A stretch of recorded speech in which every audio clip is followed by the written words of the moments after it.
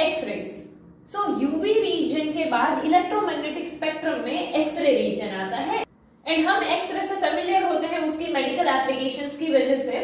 X ray produce करने का एक कॉमन वे है कि हाई एनर्जी इलेक्ट्रॉन से बम्बार्ड करना। एंड इसके अलावा हम एक्सरे के यूजेस देखें तो उसका जो है मेडिसिन में as a diagnostic tool use होता है एंड कैंसर ट्रीटमेंट के लिए भी एक्सरे का यूज किया जाता है। बट एक्सरे जो है वो लिविंग टिश्यू को डैमेज कर सकते हैं या डिस्ट्रॉय कर सकते हैं एंड इसीलिए हमें अननेसेसरी एक्सपोजर को अवॉइड करना चाहिए। Then gamma rays. Gamma rays जो है ये अपर फ्रीक्वेंसी रीजन में है इलेक्ट्रोमैग्नेटिक स्पेक्ट्रम के एंड गामा रेज जो है वो हाई फ्रीक्वेंसी रेडिएशंस होते हैं एंड ये न्यूक्लियर रिएक्शंस के टाइम पर प्रोड्यूस होते हैं। इसके अलावा जो रेडियो एक्टिव न्यूक्लियाई है वो भी इमिट करते हैं एंड मेडिसिन में गामा रेज का भी यूज होता है कैंसर सेल्स को डिस्ट्रॉय करने में। नाउ यहाँ पे जो है ये एक इलेक्ट्रोमैग्नेटिक स्पेक्ट्रम में जो वेव्स आती है वो यहाँ पर लिखी हुई है कि जैसे radio waves, microwaves, infrared, visible, ultraviolet, X rays and gamma raise.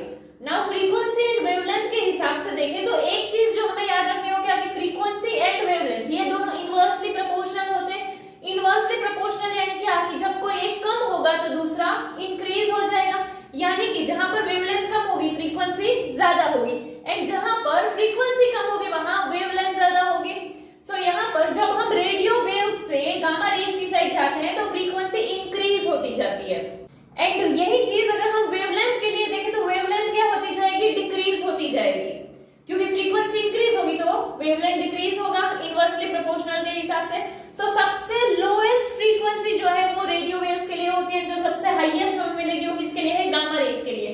यही चीज अगर हम वेवलेंथ के लिए देखेंगे तो अपोजिट हो जाएगा कि रेडियो वेव्स के लिए जो वेवलेंथ होगी वो लॉन्गेस्ट होगी एंड शॉर्टेस्ट वेवलेंथ जो है वो गामा रेज की होगी।